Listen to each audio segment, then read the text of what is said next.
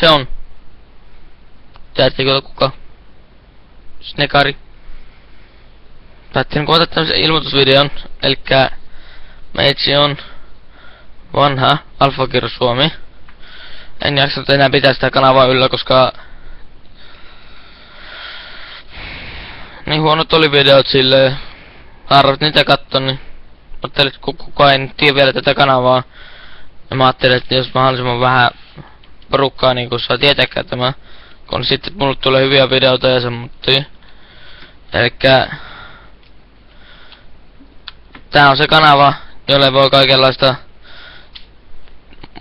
peliä jos haluaa vaikka jotakin peliä,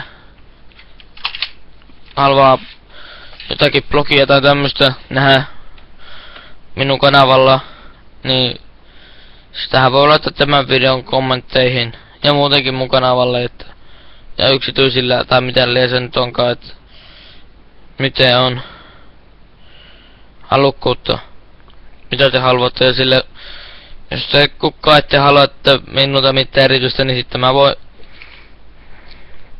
itekin niin sanotusti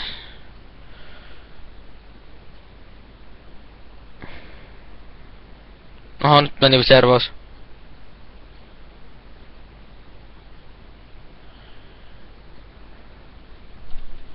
Noniin, siis eikä mulla mutta tässä muuta ollut. Se oli vaan tämmönen pikkunen infopläjäytys. Pyssynen. Laukaisin pyssyn. Ilmoitusta. Ja semmoinen. Snekari tässä näin. Näemme.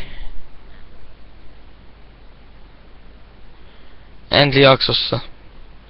Se on moikka.